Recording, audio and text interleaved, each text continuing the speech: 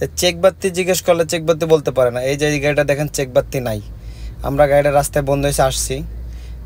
তো কী কী চেক করতেছি, প্রথমে ফিউজটা চেক করতেছি, 15 নম্বর ফিউজ ইএফআইয়ের।